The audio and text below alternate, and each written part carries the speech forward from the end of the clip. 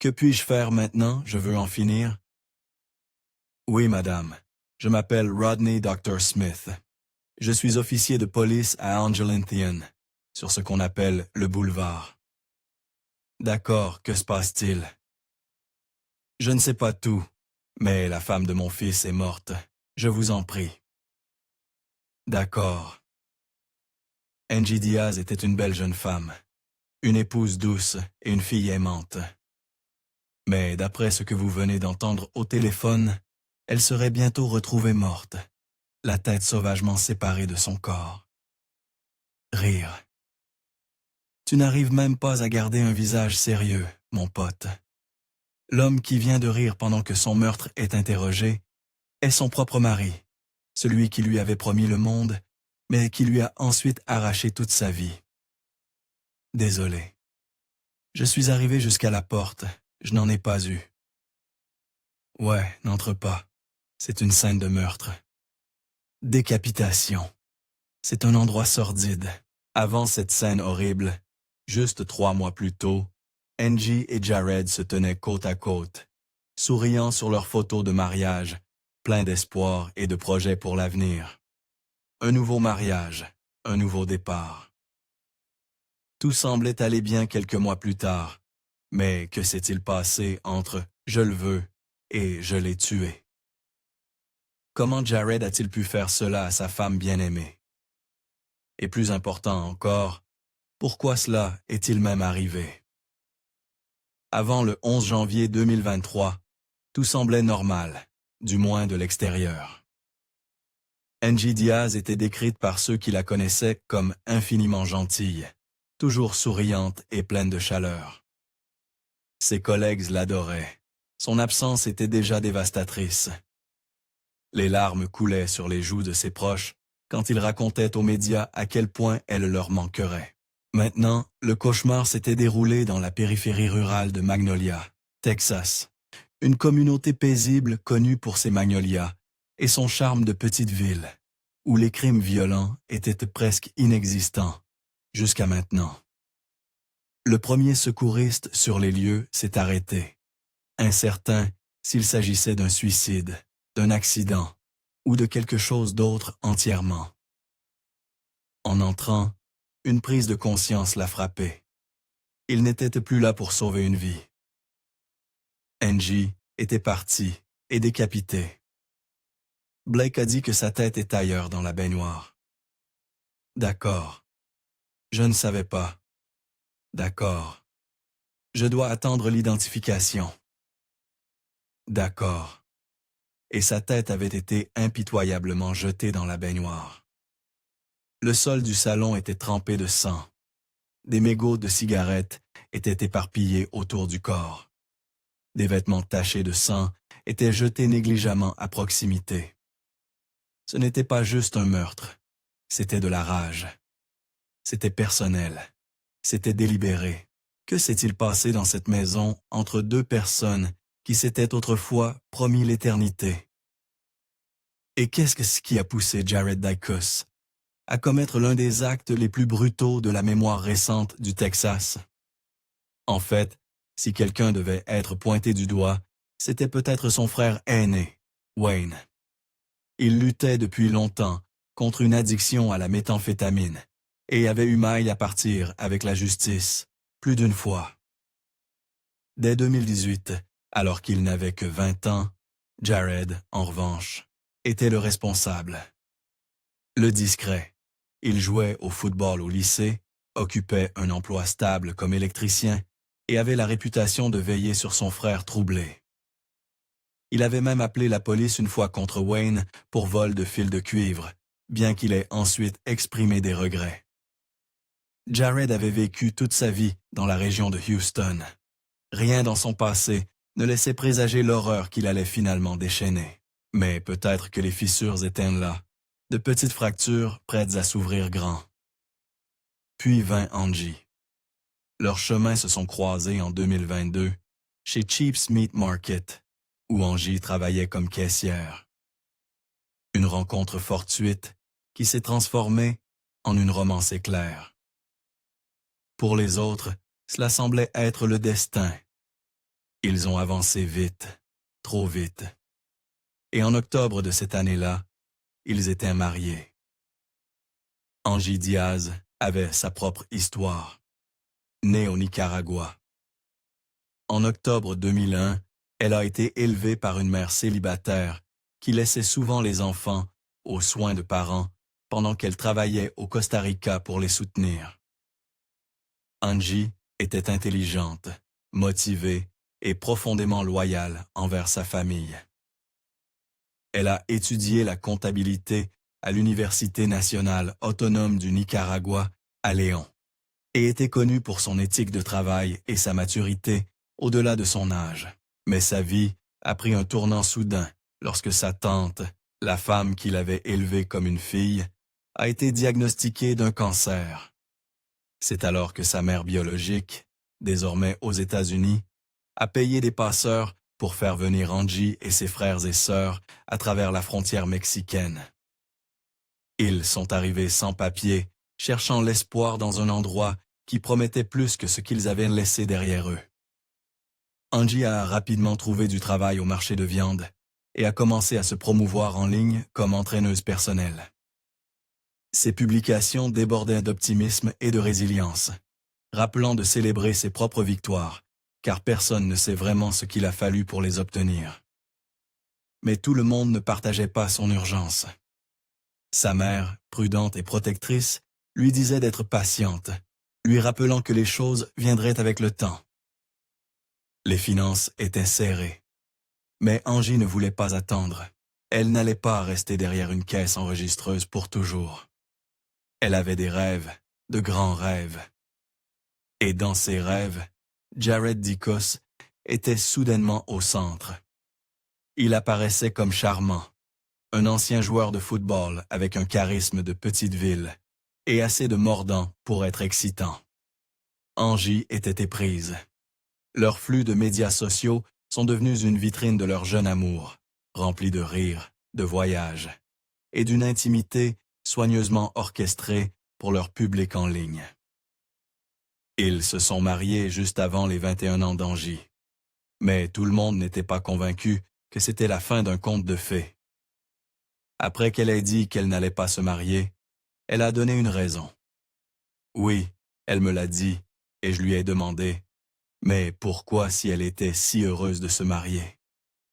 Et elle m'a dit non, que son petit ami avait changé. Il était devenu très distant. Il ne lui prêtait pas attention.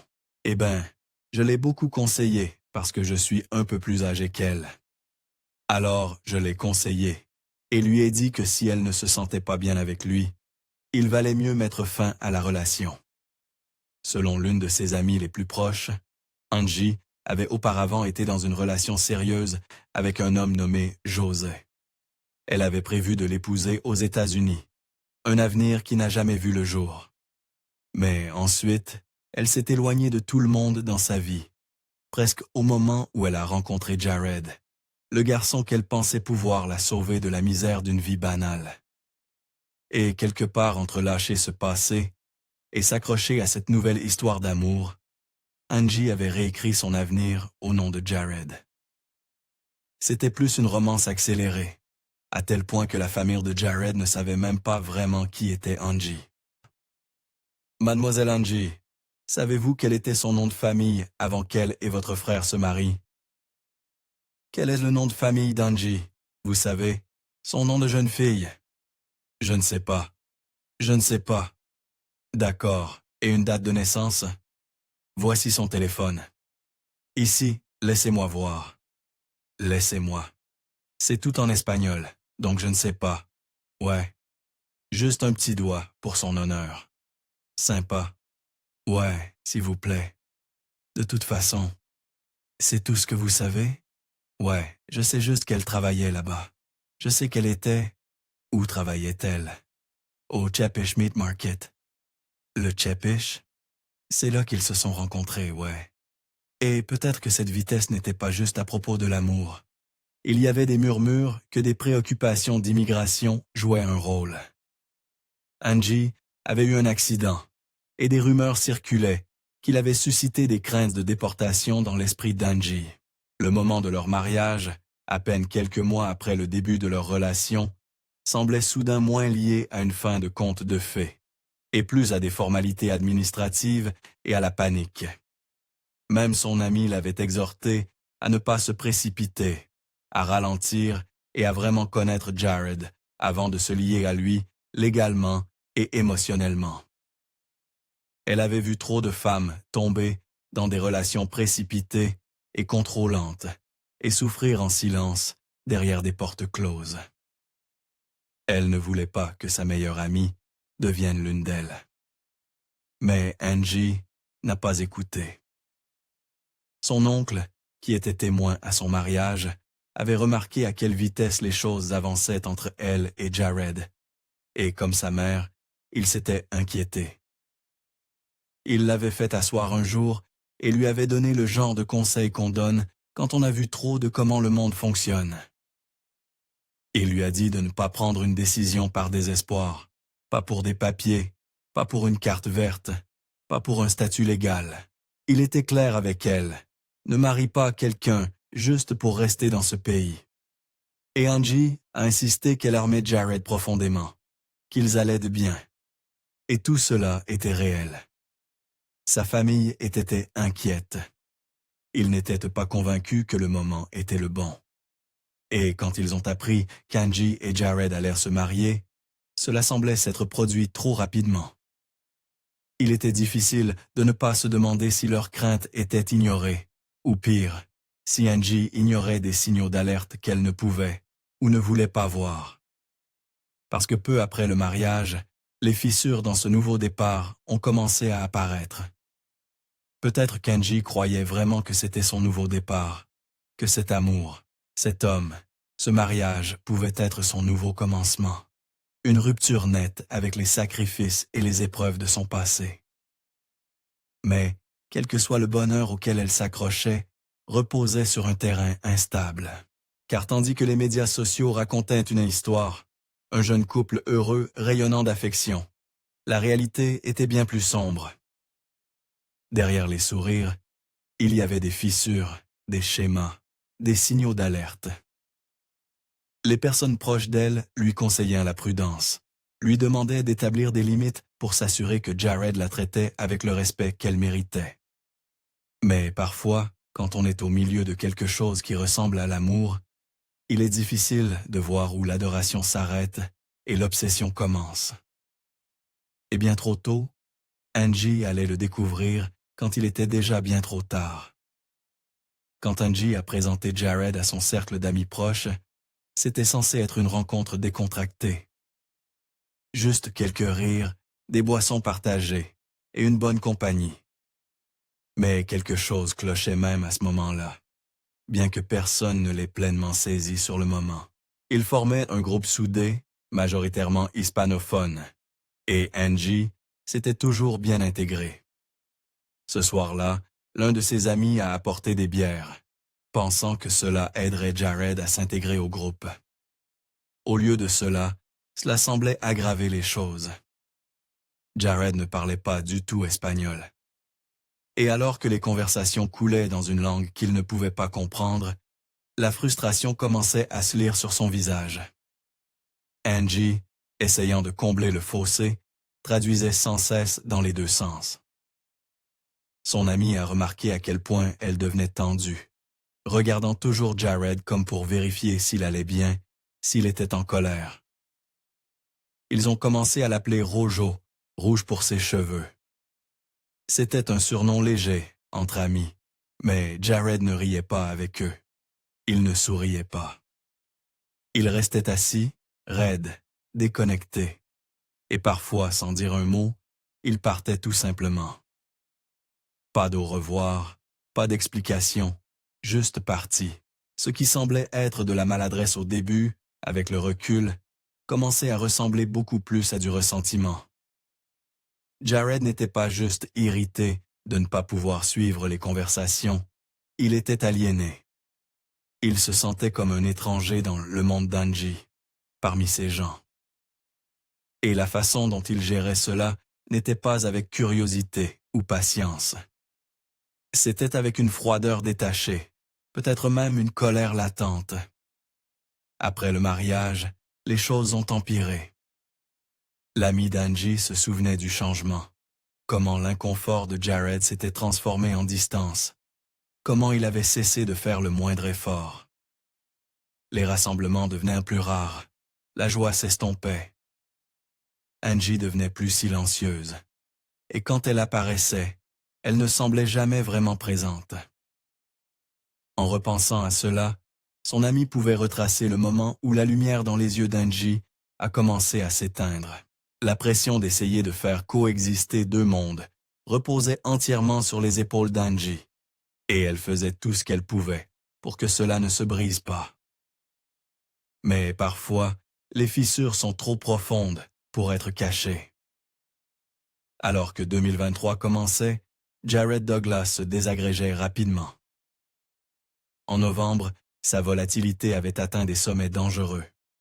Il avait été arrêté pour conduite en état d'ivresse après avoir causé une scène dans un restaurant local, criant, se montrant agressif envers le personnel.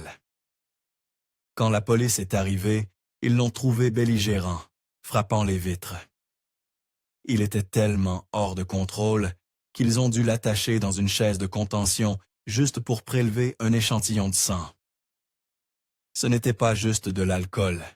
La police soupçonnait que de la méthamphétamine coulait dans ses veines. En janvier, Jared était en liberté sous caution, mais rien en lui ne s'était stabilisé. Derrière les portes closes, Angie avait de plus en plus peur. Elle a demandé directement à la mère de Jared, Lynn, que Jared cesse de dormir dans la même maison qu'elle. Au cours de la dernière semaine de sa vie, Jared avait commencé à demander à retourner vivre chez ses parents.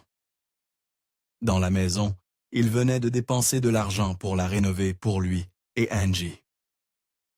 Pourquoi? Personne ne comprenait vraiment, mais c'était clair. Il ne voulait plus être dans cette maison avec Angie. Et peut-être, juste peut-être, Angie ne voulait pas non plus qu'il soit là. Vous savez, les choses sont sérieuses quand votre patron le remarque aussi. Ruth Almondares avait travaillé en étroite collaboration avec Angie au marché de viande. Pour elle, Angie n'était pas juste une employée, elle était comme une fille. Les deux partageaient une complicité tranquille, construite avec le temps. Ruth l'avait vue à travers des matins joyeux, de longues journées de travail et des éclats de rire derrière le comptoir. Et c'était à ce même comptoir qu'Angie avait rencontré Jared pour la première fois. Mais les choses ont changé après le mariage, lentement au début. Angie, autrefois si chaleureuse et pleine de lumière, a commencé à se replier sur elle-même. Elle devenait plus silencieuse, plus nerveuse. Elle n'était plus aussi prompte à sourire et elle regardait toujours par-dessus son épaule. Jared avait commencé à apparaître au marché. Souvent, trop souvent, juste là, la cherchant, rôdant autour du comptoir. Cela mettait les gens mal à l'aise. Puis vint le mardi 10 janvier, la veille du meurtre d'Angie. Ruth est arrivée vers le début de l'après-midi et a immédiatement senti que quelque chose n'allait pas. Son personnel l'a interpellée, lui demandant de parler à Angie. Au début, elle a supposé que c'était un problème lié au travail. Peut-être une plainte d'un client ou une erreur, mais ils ont dit non. C'était plus grave que cela. Angie n'avait pas l'air bien. Ses yeux étaient distants, son énergie épuisée. Elle ressemblait à quelqu'un qui n'avait pas dormi, quelqu'un qui portait trop de choses. Ruth l'a prise à part, lui demandant doucement ce qui s'était passé. C'est alors qu'elle l'a remarqué, une ecchymose sur l'épaule d'Angie, et pas le genre qu'on obtient en se cognant contre une porte. C'était autre chose. Une autre collègue, Erika, les a rejointes dans la cuisine arrière. Ensemble, elles se sont assises avec Angie pendant quelques minutes silencieuses. C'est alors qu'elle s'est ouverte. Elle leur a dit qu'elle prévoyait de quitter Jared. Pas peut-être, pas un jour. Elle était sûre. Elle nous a dit à toutes les deux qu'elle le quittait et qu'elle ne se marierait plus jamais. Je lui ai demandé, « Était-ce vraiment si grave? Était-ce si terrible pour toi? Pourquoi? » C'est alors que je me suis approché, j'ai soulevé son chemisier un peu et lui ai dit, « Tu ne peux pas laisser ça continuer. » Et puis Angie a dit autre chose, des choses qui allaient au-delà des coups. Elle a dit à Ruth qu'ils s'étaient disputés toute la nuit, ce que Ruth raconterait plus tard aux policiers. Ce dimanche, Angie était sortie au cinéma avec sa tante, juste une sortie simple, quelque chose de complètement normal pour elle. Mais Jared ne voulait pas qu'elle y aille. Il ne voulait pas qu'elle voie qui que ce soit. Il ne voulait pas qu'elle ait le moindre soupçon d'indépendance. Quand elle est rentrée à la maison ce soir-là, tout a explosé.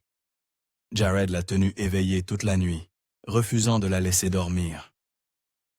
Angie semblait épuisée quand elle est arrivée au travail le lendemain matin, pâle, les yeux creux, comme quelqu'un qui avait été poussé bien au-delà du bord. Et puis, alors qu'elle essayait de se doucher et de se préparer pour la journée, la dispute a escaladé. Et puis Ruth dirait à l'officier que Jared avait agressé Angie pendant qu'elle était sous la douche. Ce n'était plus une question de « si ». Angie vivait dans la peur et maintenant cela s'écrivait sur son corps. Alors que Ruth insistait doucement, Angie a confessé encore plus. Ce n'était pas juste une dispute. Ce n'était pas une mauvaise nuit. C'était un schéma et elle était prête à le briser. Elle a dit à Ruth qu'elle avait pris sa décision. Elle a dit à Ruth qu'il était temps de partir. Angie n'a pas dit à Jared qu'elle déménageait. Pas exactement. Mais elle lui a dit qu'elle n'allait pas continuer à vivre comme ça. Elle n'allait pas tolérer le contrôle, la peur, la violence. C'était la première véritable déclaration de son intention de s'échapper. Mais ce que personne ne savait alors, c'est que cet acte de résistance, ce murmure de liberté, pourrait avoir été ce qui a scellé son destin. Et quand Angie s'est arrêtée en racontant les horreurs qu'elle avait affrontées, Ruth a mis fin à la conversation, la gardant pour plus tard. Elles ont fait des plans pour parler à nouveau. Angie avait congé le vendredi et a dit à Ruth qu'elle voulait aller prendre un café dans un endroit calme, loin du marché, où elle pourrait enfin tout dire sans que les gens n'entendent. Mais ce café n'a jamais eu lieu. Le mardi était la dernière fois que Ruth a vu Angie vivante. Après le meurtre, Ruth a vérifié les images de sécurité, désespérée de trouver une preuve de cette dernière conversation. Les caméras les avaient capturés en train de parler à la caisse, mais il n'y avait pas de son, pas de micro. Juste une vidéo silencieuse d'une jeune femme, meurtrie et brisée, partageant ce qu'elle pouvait avant de manquer de temps. Et ce silence hanterait Ruth pour toujours. Puis, dans la nuit du 8 janvier, juste 3 jours avant le meurtre d'Angie, quelque chose de troublant s'est produit. Vers minuit, Jared a passé un étrange appel au 911. Il était désorienté, paranoïaque et à peine cohérent. D'une voix tremblante, il a affirmé avoir pris des drogues et avoir besoin d'aide. Il ne semblait sûr de rien, ni où il était, ni ce qu'il avait pris, ni pourquoi il avait même appelé. Mais il a demandé une ambulance. Les ambulanciers ont été dépêchés immédiatement, mais quelques minutes plus tard, Jared a rappelé, toujours confus, marmonnant encore sur son mal-être, incertain s'il pensait ce qu'il disait. Il était clair que quelque chose avait altéré son état d'esprit, quelque chose de fort. Quand les ambulanciers sont arrivés, ils l'ont transporté à l'hôpital où il a été confirmé. Jared avait consommé de la méthamphétamine. C'était un coup dévastateur pour sa famille. Le frère aîné de Jared avait lutté contre la méthamphétamine pendant des années, déchirant leur famille dans le processus. Mais Jared n'avait jamais été ce gamin. Il était l'autre fils, celui qui restait loin des actions qui décevraient ses parents. Du moins, c'est ce qu'il pensait. Jared avait admis à ses parents, brièvement et en passant, qu'il avait pris de la meth pour le nier quelques instants plus tard. Il oscillait entre aveux et dérobade. Une seconde, il pleurait. La suivante, il mentait. Les moments entre pourraient sembler anodins pour ceux qui n'ont pas été témoins de ce qui s'est passé entre ce couple. Mais cela est devenu évident le 11 janvier à quel point les problèmes étaient profonds ces jours-là. C'était un mercredi matin, calme, sans incident, et étrangement immobile, mais le silence allait être brisé. Jared était rentré chez lui vers 4 heures du matin, après ce qui semblait être un quart de travail habituel. Sa maison, nichée à l'arrière de la propriété de ses parents, était sombre et isolée. Il s'est glissé à l'intérieur sans trop se faire remarquer. Personne ne l'a revu pendant plusieurs heures. Ce n'est qu'à 12h30 que sa mère, Lynn, l'a revu. Il est revenu dans leur maison, mais quelque chose clochait. Il semblait nerveux, distrait, et puis elle l'a entendu. Un téléphone qui sonnait. Pas sa sonnerie habituelle, pas même son téléphone habituel. C'était un appareil qu'elle ne reconnaissait pas. Curieuse et inquiète, Lynn l'a questionnée sur ce téléphone inconnu. Jared a prétendu nonchalamment avoir plusieurs téléphones, mais l'histoire ne collait pas. Quelque chose à propos de l'appareil, son apparence, son toucher, ce n'était pas le sien. Et quand il l'a finalement sorti de sa poche, l'écran était en espagnol. C'est alors que le cœur de Lynn s'est serré. Elle a su immédiatement.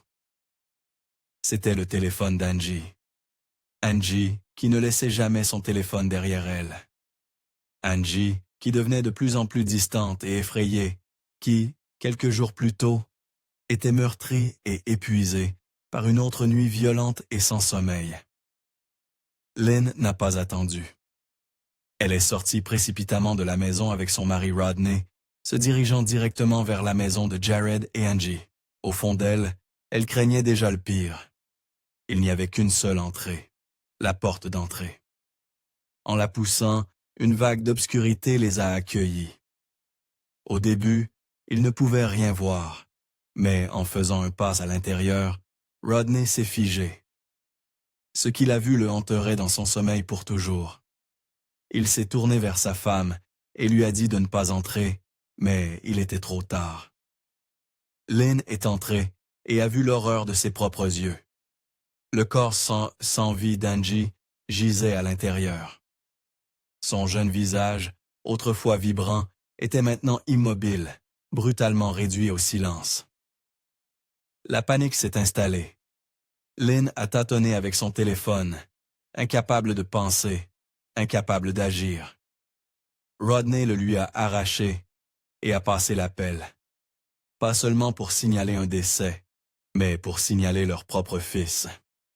Le garçon qu'ils avaient élevé, l'homme qui avait autrefois promis de protéger Angie, maintenant suspecté d'avoir mis fin à sa vie. Lynn a ensuite informé l'officier des problèmes de son fils. D'accord. Et il agit vraiment bizarrement ces derniers temps. D'accord. Il a appelé une ambulance pour lui-même l'autre nuit. D'accord. Et a dit qu'il était sous drogue, mais je ne crois pas qu'il l'était. Je pense que quelque chose ne va pas. D'accord. Parce que je ne sais pas. Nous n'avons pas les résultats de l'hôpital, donc je ne connais vraiment pas la réponse à cela. Oui, madame. La police a été appelée, et quand ils sont arrivés, il n'y avait aucun doute sur qui ils allaient arrêter. Jared avait été la dernière personne avec elle. Il était en possession de son téléphone. Il avait un passé documenté d'éclats violents et de consommation de drogue. Et Angie avait dit à ceux qui lui étaient les plus proches qu'elle ne se sentait plus en sécurité.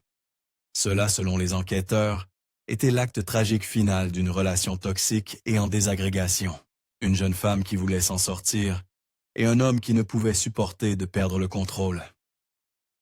Jared a été placé en garde à vue, mais ce n'était que le début. Les bandes d'interrogatoire révéleraient des vérités encore plus troublantes sur ce qui s'était vraiment passé entre Jared et Angie. car lorsque la police a fait asseoir Jared et a commencé à poser des questions, un nouveau récit troublant a commencé à prendre forme. Seagal stridulent. Ouais. Il y avait les coups sur son corps. Les as-tu faits après avoir mis sa tête là-haut ou avant? Oh. Avant ou après quoi? Juste maintenant. Tu viens de me dire avant. Avant. Pourquoi as-tu mis sa tête dans la baignoire? Elle me l'a dit. Ses cheveux étaient mouillés. Pourquoi? As-tu ouvert la douche? Oui. Pour te laver ou pour laver ses cheveux ou quoi? Pour laver. Au début, Jared s'est dissocié de la situation. Puis il a craqué sous la pression, disant aux officiers qu'il avait utilisé le même couteau contre sa femme qu'elle avait sorti pour se défendre contre lui. Dans les mois qui ont suivi la mort d'Angie, l'affaire contre Jared Douglas a avancé rapidement. Les preuves étaient accablantes. Son comportement erratique, les bleus qu'Angie avait essayé d'expliquer, le téléphone dans sa poche qui n'était pas le sien, et le plus accablant, la scène à l'intérieur de leur maison. Les procureurs ont soutenu que ce n'était pas un éclat soudain. C'était l'aboutissement tragique de mois de violence croissante, alimentés par la toxicomanie, le contrôle et un refus de laisser Angie partir. La défense de Jared a essayé de changer le récit, affirmant qu'il n'avait utilisé la meth qu'une seule fois, qu'il était confus, dépassé, pas dans son bon sens. Mais le jury n'y a pas cru. Le 31 juillet, le procès s'est conclu. Jared Douglas a été condamné à 40 ans de prison, 4 décennies derrière les barreaux pour le meurtre brutal d'Angie. Pour la famille et les amis d'Angie, la condamnation a apporté un certain sens de justice, mais aucune peine, aucun nombre d'années ne pourrait jamais la ramener. La jeune femme qui rêvait de liberté, qui essayait de trouver le courage de recommencer, a vu sa vie voler avant qu'elle n'ait jamais eu la chance. Combien de femmes doivent encore mourir après avoir demandé de l'aide avant que quelqu'un n'écoute à temps? Partagez vos pensées dans les commentaires ci-dessous. Si vous êtes arrivé jusqu'ici, assurez-vous de regarder cette prochaine vidéo. Je pense que vous l'apprécierez. Merci encore d'avoir regardé.